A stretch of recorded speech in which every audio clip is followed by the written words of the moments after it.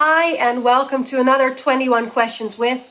This time it's a bit of a weird one because, as you can see, I am in my own house. I am not in the dressing room this time because we are, I'll put a timestamp on it, living in unprecedented times because of COVID-19, the coronavirus. Like, honestly, I don't even want to say it anymore, but it's true.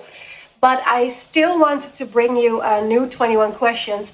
And this time it is with no one less than someone who did Britain's Got Talent. I think he did America's Got Talent. He did the Champions. He was about to start a big UK tour. And then one day before rehearsal started, like boom, COVID just knocked everyone's lights out.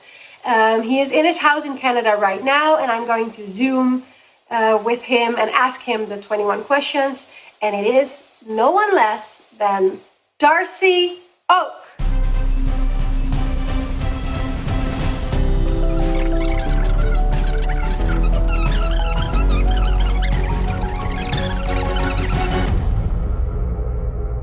So here we are. I'm talking to Canada, the one and only hottie of magic, Darcy Oak. Yeah. So today, Darcy, I put question up on Instagram like, hey, if you have a question for Darcy Oak, send me a message because tonight I'm going to have a Zoom interview with him. And it was only women who responded. And it was only inappropriate questions. Oh, okay. So we're starting like that, are we? So, no, I'm just going to leave that. So it was very helpful. So thank you, everyone who sent me the questions. So are you ready? I'm so ready. So ready. Okay. First question. Who is Darcy Oak? Who is your father? Who is your mother? Ooh. My father is Scott Oak. He's a renowned sportscaster, broadcaster. He covers, he's done I think 20, maybe 20 some Olympics around there. So he's well respected in Canada. My mom's a former palliative care nurse. All around genuinely good human beings, and always very supportive of what I wanted to do. So I feel like that's important too. I feel like if it wasn't for my parents being totally cool with me going all in to doing magic and trying to make a run at it and stuff, I don't know if I would have had the persistence to keep plugging away. They were so supportive throughout everything. Yeah, I guess supportive parents is sort of very, very important and nice because, what if you want to be a magician or a singer or a guitarist or whatever, and they go, well, actually, we want you to be a lawyer. Well, exactly. And especially with magic too, where it's I could imagine a parent hearing a child saying they want to be a magician and be like, what? What are you on about? But mine were cool, yeah, go for it. So that's really nice. And then who is Darcy Oak? Darcy Oak is a normal person that has always found magic and illusion and performance intriguing and captivating and cool, and witnessing something that you could never normally just see on a day-to-day basis. And then just, kept doing it and figured out how to turn it into a career, basically. So it's, I'm just a normal guy who's super grateful to be able to do what I love as a career. That's nice. I sometimes have to peek down because I have the questions on my phone. Question number 2. What were you like as a child? Awkward for a bit, for sure. Definitely awkward for a phase. And then in an attempt to not be awkward, I never really told anyone that I was a practicing magician.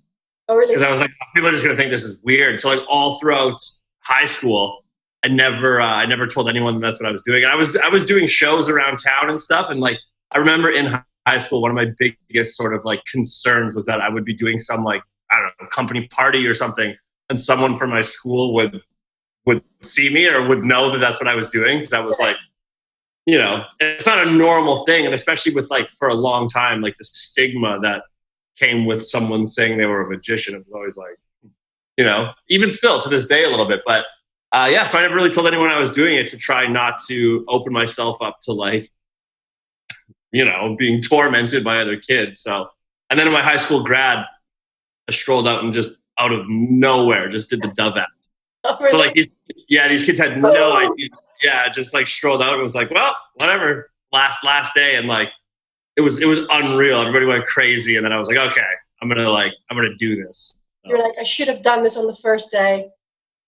Well, yeah, but I mean, it was also like a pivotal moment too, where it was like, okay, these kids that I was so concerned about, like them knowing that this is what I did, to then on the last day of school be like, actually, like, nah, this is, if I was always like had the mindset of like, if I think this is cool, someone else is gonna think it's cool. But when you're in like, kids can be gutless and like, so I was just like, I won't say anything. If it comes up, like, we'll figure it out. But yeah.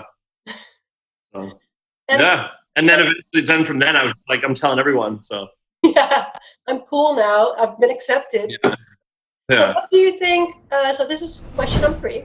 What do you think if you weren't a magician now, like what would your job have been? I feel like definitely something in the live show world. Like, I don't know. I love sitting there and watch somebody program the lights and like to do the lighting design and stuff. Not that I feel like I could do that, but I've always found that fascinating. Interesting, right? Yeah, or like any sort of like theatrical kind of production, design, directing, something within that realm. I don't know what it would be, but something within the live show world. Okay. So you were born a little bit for showbiz. I like to think so. I mean, every aspect of it fascinates me. Like how a show is built from the ground up and loaded in and advanced and set up and performed and the crew and the whole, all of it is like, I find it so intriguing. Right. And then the business side of it as well, to put on something of that scale and magnitude and then have to recoup costs and the whole, just everything surrounding it, I find like, really, really interesting. Because you were actually supposed to go on tour through the UK, and then this happened, COVID-19 just sort of knocked everyone's lights out. And then you had to postpone the tour. But in the process of like starting the tour up, are you like super involved because you like all those aspects, you say?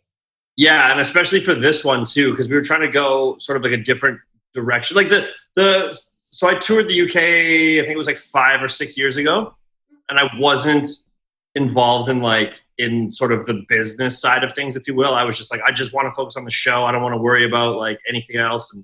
And then sort of at the end, it's just basically the more you know about every aspect of your own business, the better, obviously. So this one, I was involved in every aspect of it, from the budgeting to the logistics to the, not so much the routing, but like just how we were going to do it, the amount of crew, and I'm also big, like, especially for what we do, I always feel like it's important to like have to be working with people that know every aspect of everything, or not every aspect, but like know a lot about every little bit of it.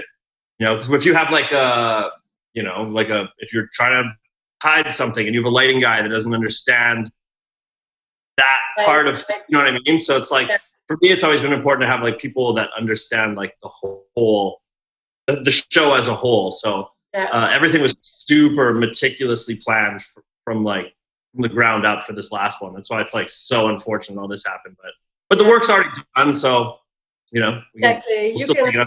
You're ready to go. The second you go, you're like, boom. Yeah, it was 1 week away. It was like so brutal. You were like 1 day away of rehearsal. Yeah. It basically like people were at the airport. Like, so some of the guys from Canada that were coming over, they were at the airport, and then that's when we made the call. I was like, yeah, no, don't get on the plane. So yeah. That is crazy. What is your favorite act in the whole wide world? It doesn't have to be magic, by the way. Just something you saw and you were like, wow. Ooh, that's a good question. Of someone else's, obviously, right?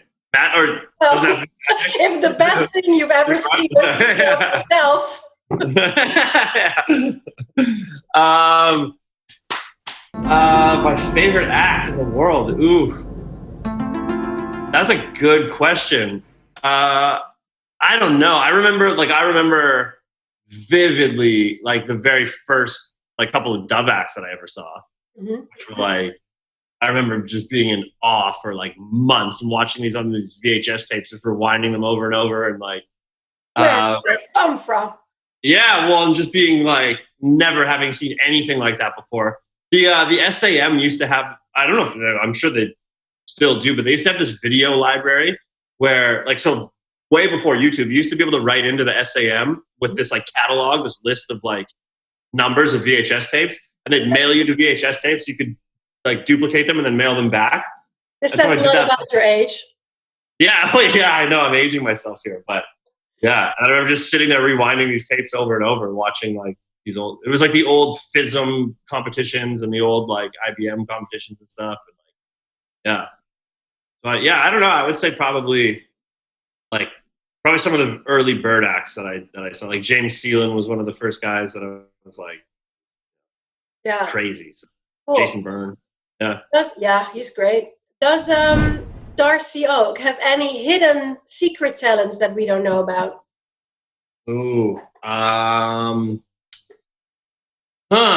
don't know. Hidden secret talents? Not really. I used to play piano when I was a kid. I got like pretty high up in the like Royal Conservatory. It's like grade 6 or something. Wow. Yeah, I can't read music anymore, but yeah, I used to tinkle the old ivories, as they say. Wow. Well, that's a pretty hidden talent. So can you still play or what? What's that? Can you still play? I can still play a little bit, but yeah, I can't read music. Right. Yeah, you have to keep it up, those things. Yeah. What is the biggest or most important show you've ever done? Can I have a guess? Hit me. Is that, I'm going to go BGT? So yeah, so there's two. So there's that one was right. was the one that like set everything off for me. So that was definitely like the most important in terms of like what it did for me career wise.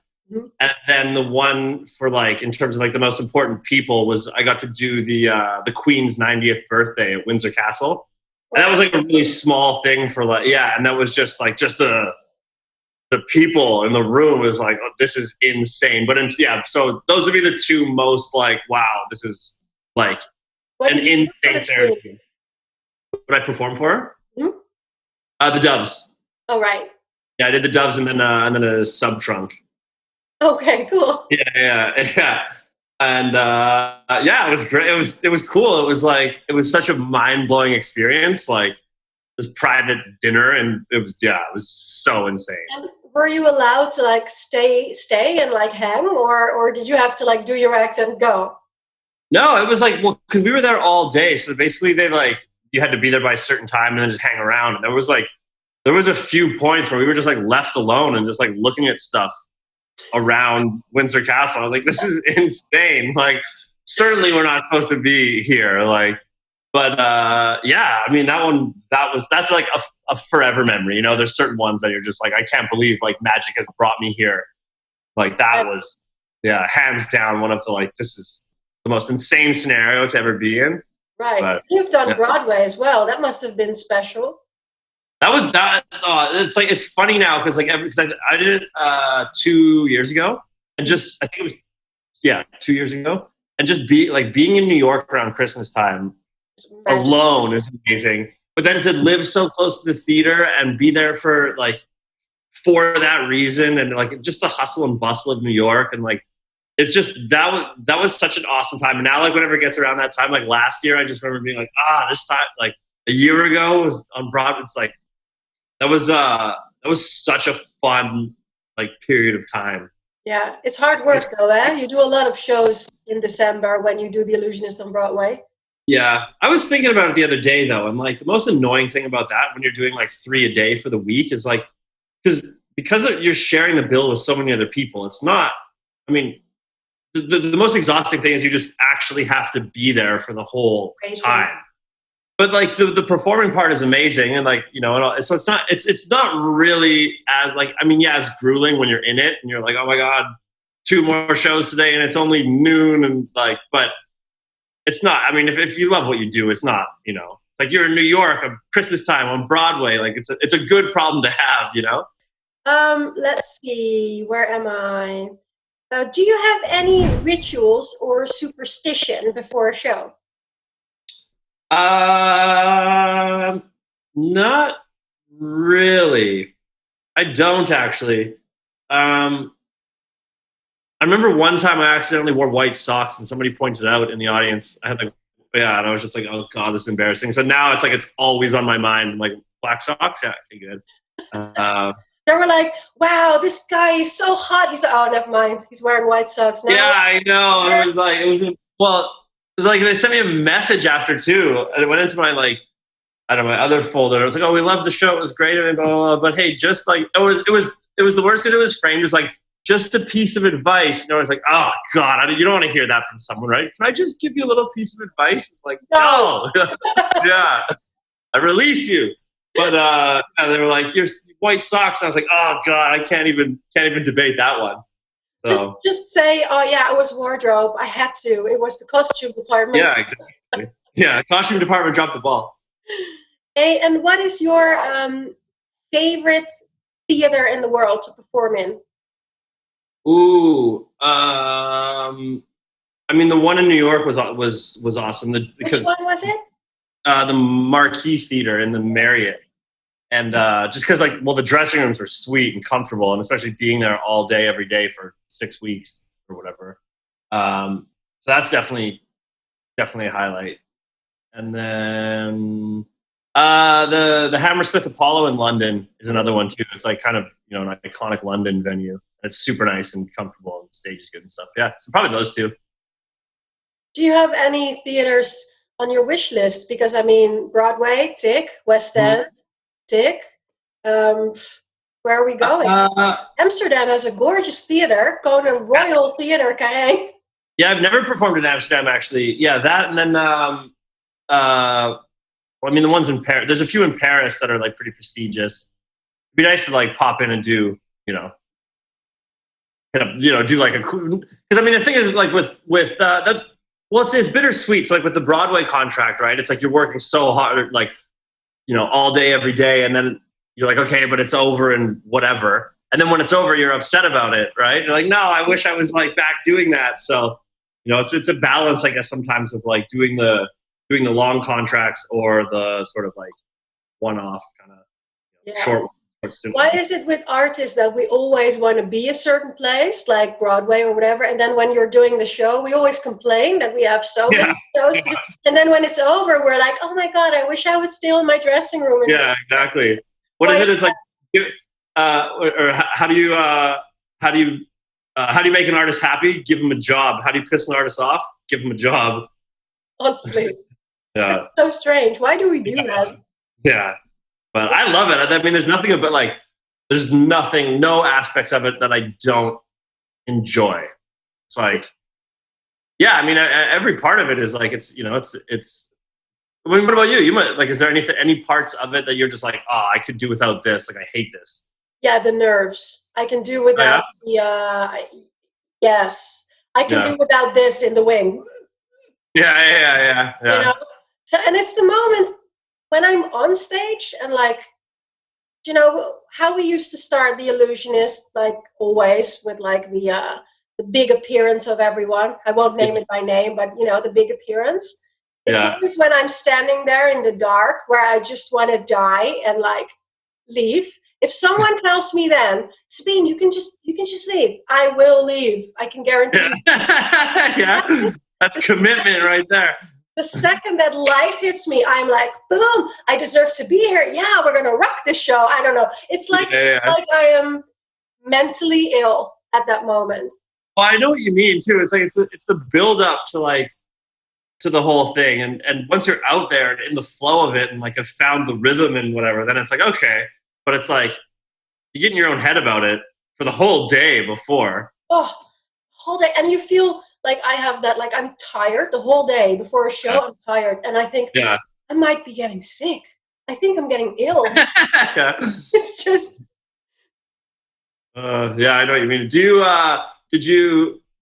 it the same type of pressure when you're assisting as opposed to when you're doing your own material?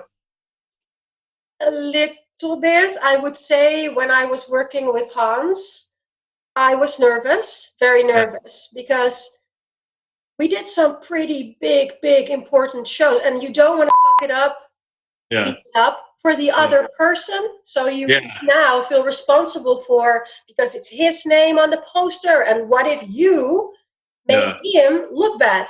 yeah, But then then when it was me and it was me on the poster, then I was like, but now I don't want to make myself look bad. And yeah, now I am worried for my assistants that they're yeah. going to make me look bad. Yeah, I know. I don't There's know. so there's so many aspects, like, well, and because you have to rely on so many people too, and trust that they're gonna care about it, and it's And the like, prop. I mean, how many yeah. times does it happen when you like yank something and you have it in your hand and you're like, Yeah, I know. We're like, oh no, what is this piece of wire I'm not supposed to be holding? why am I holding a handle? Yeah, yeah, Well, so yeah, the nerves. I can really do without the nerves. But anyway, it's not about me. This is all about you. What is your favorite music or band or style? Oh, that's a tough one. I like a bit of everything. I can never pinpoint like one genre that's my favorite. I like different parts of, so many different types of music. That's hard to name one, but I drive around a lot listening to like stuff that I think would be good for the show. Yeah, I feel like when you're driving, you're sort of zoned out. Like you know how to drive by second nature. So it's like you put on something from the show. I feel like driving. I can like visualize it a lot better. yeah. I always like to listen to like heavy illusion music when I Yeah, have yeah, to do something. yeah, It makes me go quicker. I don't know, like yeah, just goes, yeah. Yeah. just goes with passion. Let me see. This I already asked. This already. Oh yeah. What was your first ever trick that you learned? It was the one where so you have like an envelope and there's three cards in it, like different color, just pieces of paper in it, and you Okay. give someone a pen, and you put the three pieces of paper out on the table, and like just stop the pen over whichever color, and they do, and then you reveal that you predicted that color. You have three outs. It's like the oldest trick in the book. Yeah, It but I couldn't was go like, wrong. yeah, I would milk that trick. I'd be like, here's these colors. Take the pen, and like people would love it. Well, Kid that's doing that. a good trick. Doesn't necessarily need to be super difficult. Well, exactly. Yeah, yeah, yeah. I And mean, if people are amazed, then great. yeah, and it was one that was like it was in this drawer of like some old cabinet at my parents' place. One day, when my dad did it for me, and then he was like, "Here, you can do it."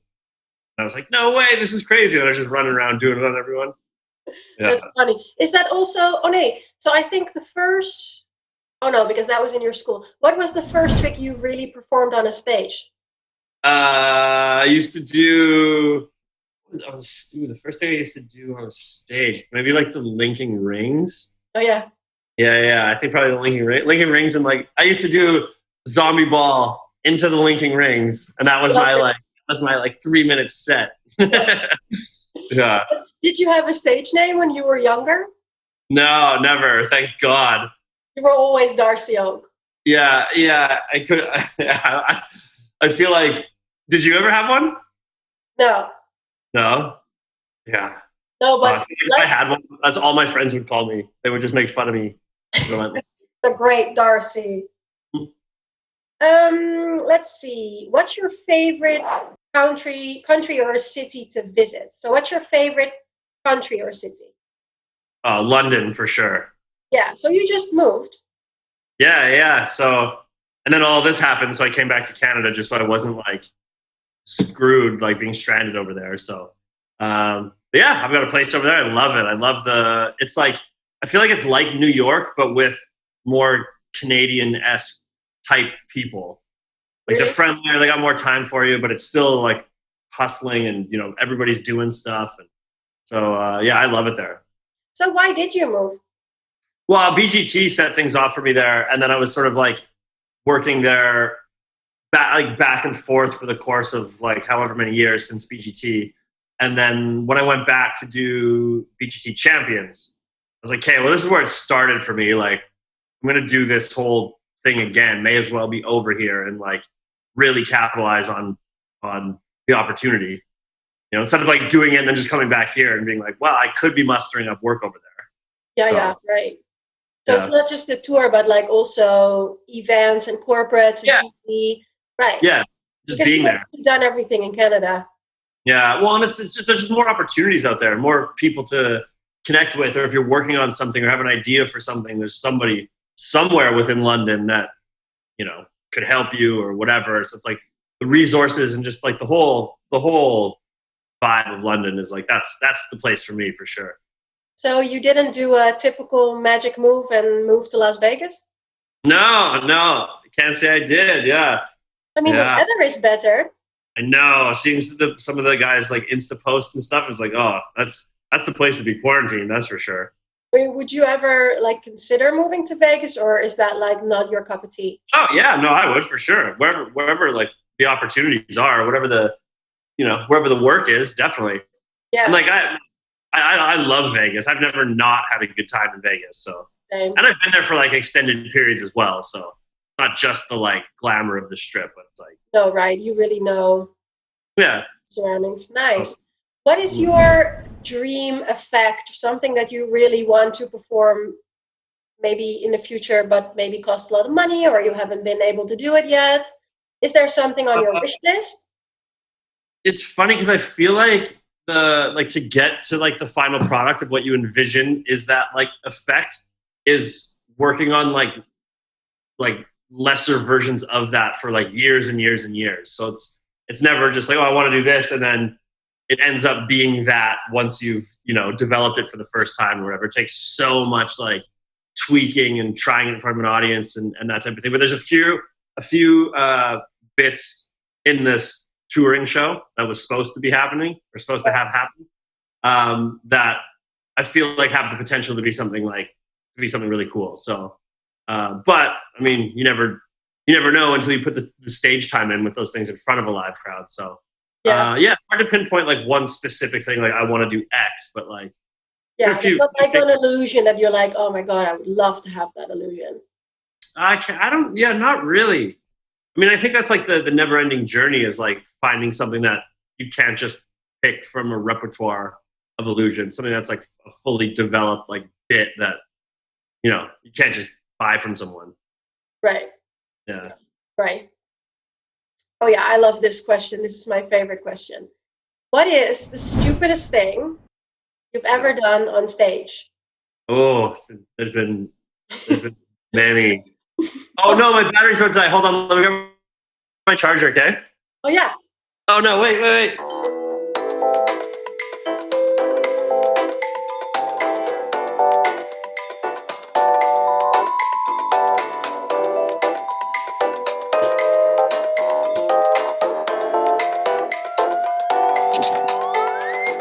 Perfect. Crisis averted.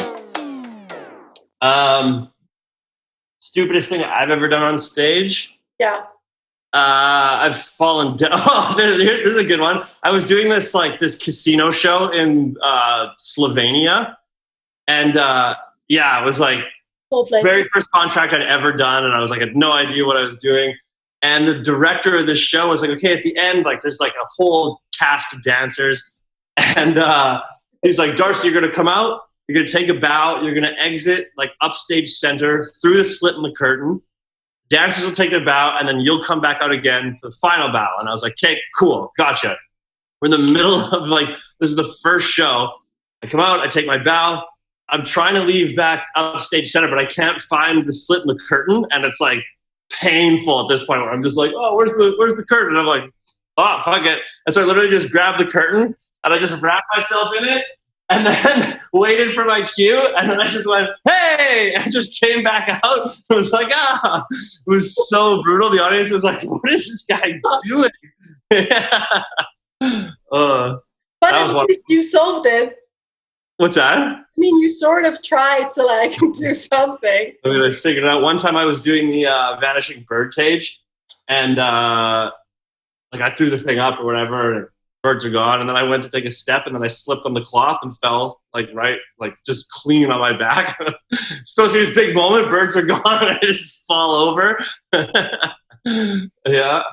Oh my God.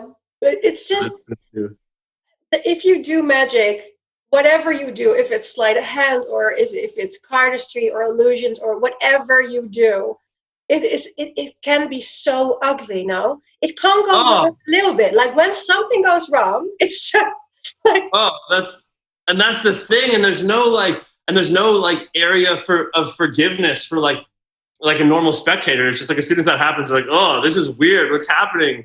It's not like a singer sings one wrong note and they're like, oh, okay, yeah, that's fine. Like a magician has like a little flub. The audience is like, yeah. But it's because we have this whole build up, and normally we have a story, and look at this. Like no one can do this in the world. Oh, me. I've had it's the worst.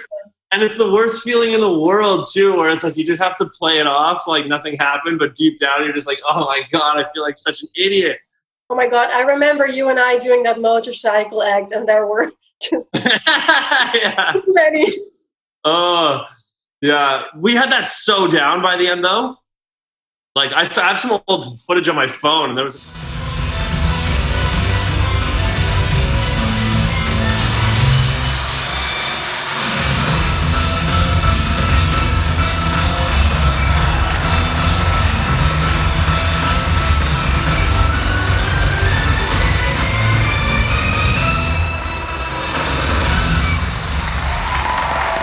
Ooh, we were so fast.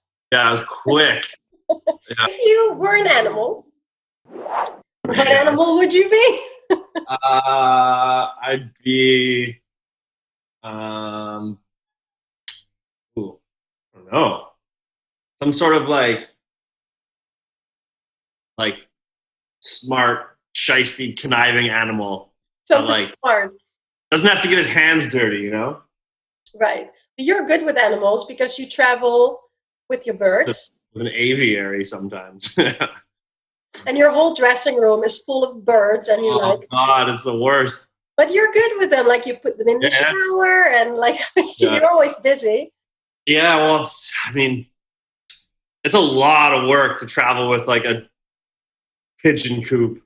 Right. But yeah, it's like I mean that was the one that sort of kicked things off. So it's like I kind of have submitted to the fact that we, bringing birds around for a while. But what's that?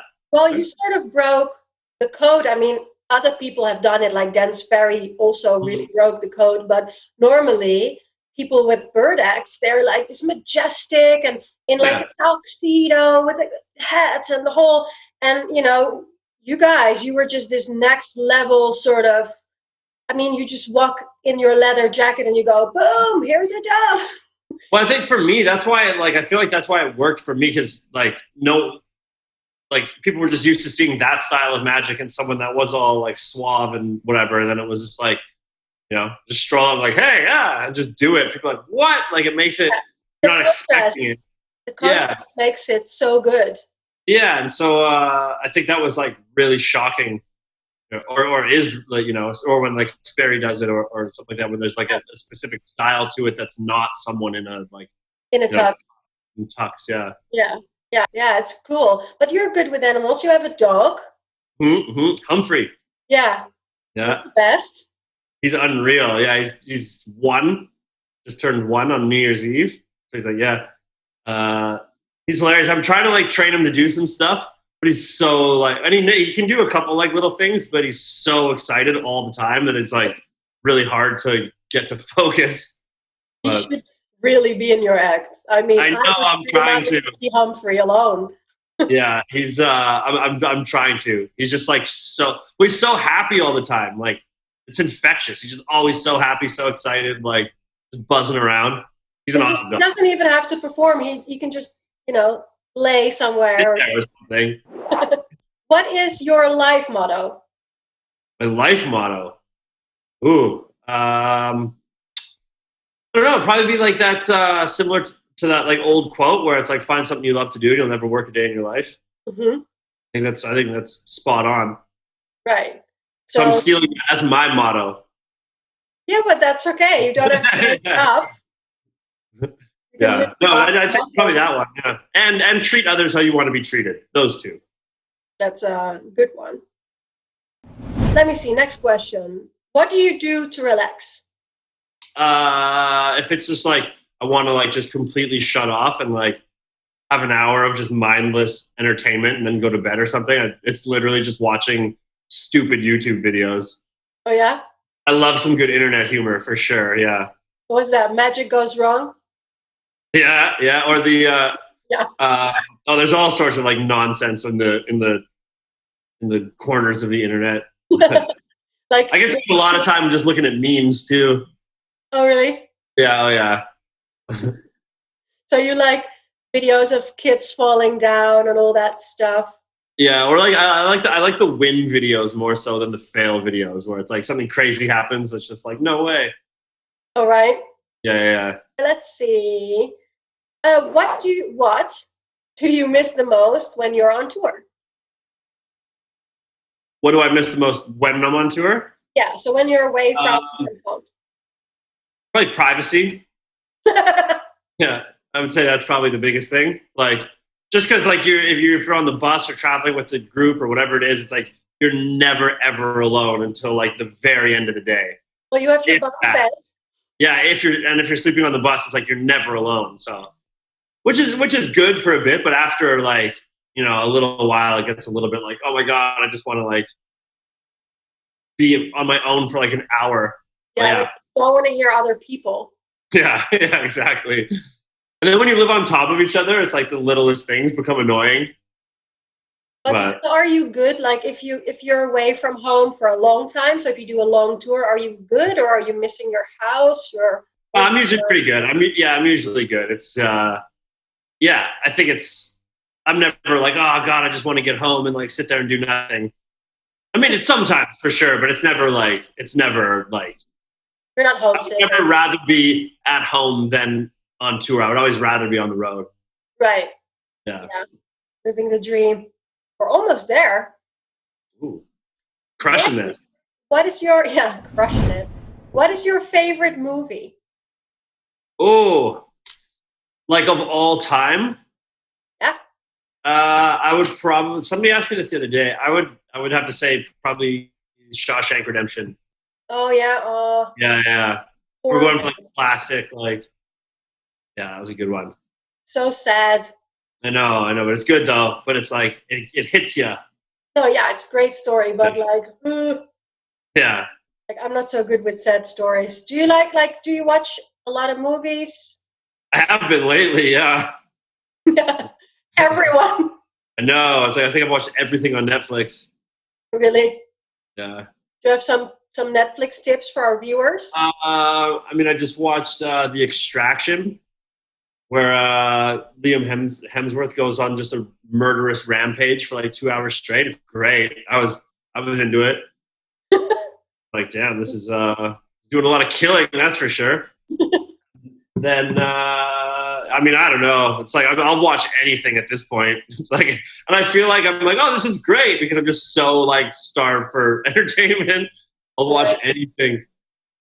Are you practicing at all at home, or are you just like taking a break? Yeah, no, for sure. I'm working on a few things too, and like, well, I had to do 14. I just got back here from London 3 weeks ago, so I had to do the 14 days like fully locked in, can't go outside. So that just ended last week. So I've been a warehouse space, or whatever I've been going to, and like working on some stuff, and trying to make use of the time. But it's hard, like you were saying, to not see any payoff in the near future. It's like, but we're getting there. We'll get through it.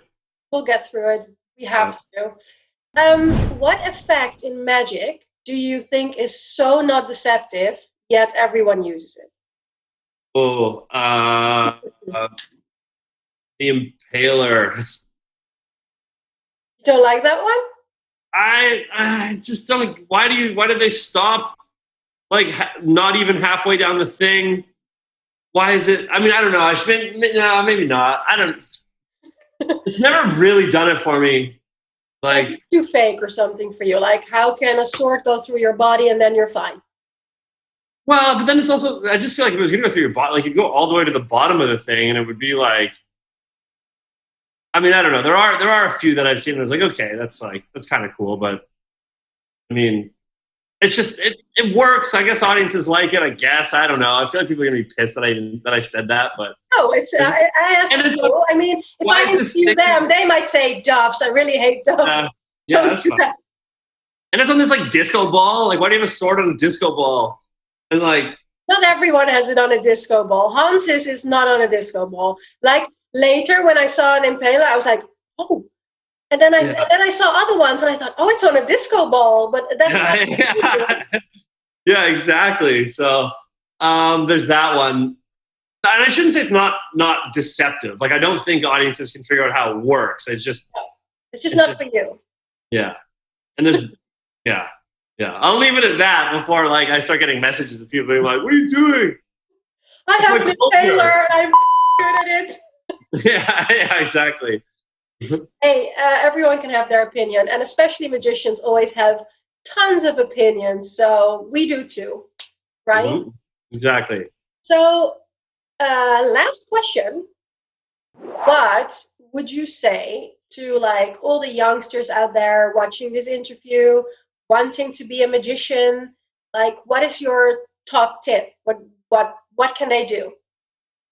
I would say don't get caught up or overthink the times that you felt went bad.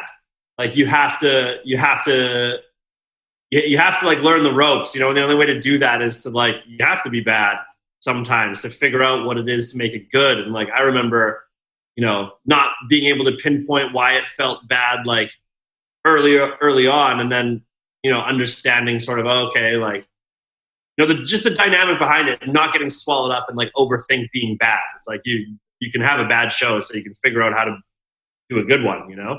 And you know, you'll just punish yourself if you overthink a bad performance. It's like, learn from it, move on, improve from it. Yeah. But don't get caught up in the like, oh my God, that was terrible. This is the end of the world. Like, you know, even if something goes wrong, like stuff's going to go wrong. And you just got to roll with it. Like, all you can do is like, be the most prepared you can possibly be. But getting angry and worked up about it after or upset for an extended period of time isn't going to change anything. You know, you have to like pull yourself together and just try it again. But that is, I mean, it's soul sucking for sure. Like when you feel like you bombed on stage, it's like, oh God, that was like, what? Learn from it. That's all you can do, you know? Yeah, it's horrible. I mean, it's just a nerve-wracking hobby. Let's be honest. Yeah, it's worth it though. Like when everything goes off, like without a hitch, it's like it's a good feeling. It's great. The bow is the best feeling. Yeah, exactly. The bow and a little drink afterwards is just to die for. Yeah. The post-show wine is like no better taste. It is true, and you get to meet like some super cool people. Well, that's the other thing too, is like the amount of like people, places, and like experiences and just like memories from doing this is like, that's the amazing part. Like, I think all of us could write a book. Yeah. That's why it's cool with what you're doing with this.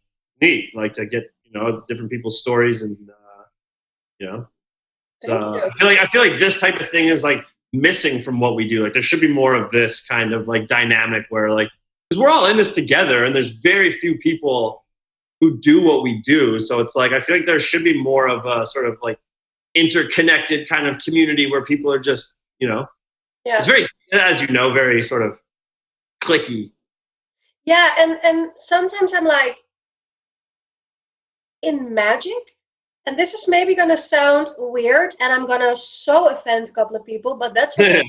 Like in magic, some people only want to talk magic effects, but there is so much more that is important for magic. There's like a big, like the personality, the story. There is such a, and that is why I like 21 Questions so much. And as you've seen now, not every question is about magic necessarily, but I think it's nice to know the person behind the magician. Yeah. Well, and I feel like that's too. I feel like those are the people that that are the most successful within magic as well, are the ones that the audience feel like they know, like Copperfield or whatever, or like you go to a show and you feel like that person is doing so much more than just doing tricks. Right. And I feel like, a lot of those elements that are involved are just important as the trick itself. And like, those aren't as actively discussed, I feel like, as the methods and moves and sleight of hand. Yeah. Same. And, we are sort of a brand new generation of magic. I mean, we're already old, but at some point we were the new generation of magic. Yeah. So that comes with... Where did that go? That comes with interviews and social media and all those things that are just very big part of any career at the moment, I feel. Yeah, definitely. So, well, Darcy Oak, I want to thank you so much. My pleasure. This was fun. You are my first Zoom 21 questions because of our unprecedented situations that we are in, unfortunately. Normally we would sit together in a dressing room and like have the lights on and be all talky and people come in and interrupt us and stuff. Well, next time we'll have to do that post show somewhere. I'm sure there'll be another one where we're working together or in the same area. And anyway, first show, I am going to be there. I don't care where it is, when it is. I shall be there. Oh, perfect. Can't wait. Multiple reasons. Yeah. You can say. Well, so I know the person that wrote all your music. Oh, you do? Well, his name is constantly there. Yeah, I know. People are going to be like, who's that? Zoom, yeah. So, Ryan wrote all the music to your show, and I've heard everything, obviously. It's so good. And it's like, that's the hardest part, too, is like, so having all of that done, and then like, going through that whole process with doing the music and writing the music and tweaking it, and then being a week out, and then it's like, okay, we're going to and then, no, all on hold. It's like, no, we were so far along in that process that it was just like, the music's great. I can't wait. And like, it's going to be cool with the band and stuff. Yeah. Oh, yeah. I didn't know if I was allowed to say. Because you're going to go on tour with a live band. Yeah. So that's the next level. I know, and that's why it's like it was going to be over already. Like we would have already done it. It's just like it would have ended April 1st. Would have been the last show. Yeah. So it's crazy to be like, we would have been done the tour right now, and to not have even started it yet. Crazy. But it will happen. It will happen in November, we hope. Mm-hmm. Yeah. So positive thought. Is the whole tour rescheduled already? Can people buy tickets? Yeah. All the dates are rescheduled. It's different, a little bit different of an order now, but all the shows are back, fully confirmed, rescheduled. So you go to my website. Put it here. Go to this website. DarcyOak.com, and then all the tour dates are there. So that's cool. So for sure, he's going to be touring UK. He's going to be everywhere. UK and a little bit of Scotland, I think. Yeah. So go and check him out. I mean, he's amazing. He has great music and really great effects. It's going to be a really, really cool evening. It's going to be a little bit different, maybe, than you expect from a normal magic show. Yeah. It's totally different dynamic, different vibe, different concept. Everybody's standing. Moved around the room, stuff like that. It's a different approach. So it's not like going to see a theater show per se. Right. So it's like a rock star kind of vibe. And is it interactive? Can people join? Are you going to be doing stuff? Yeah. People are involved in the show. I go down into the audience, trying to do some stuff in the round, like surrounded by everyone in the middle of the room. So it's like a really up close, personal, theatrical style show, just not done in a theater. Awesome. Well, if that doesn't tickle your fancies, I don't know what. So I would just all go down to this link. I will put it right here and go and get your tickets for Darcy. Darcy, thank you so much for doing this. Hey, thanks for having me. This was fun. I really hope to see you very, very soon. And stay safe, stay healthy, and say hi to Humphrey. I will. Same to you. We'll talk to you soon. All right. See you later.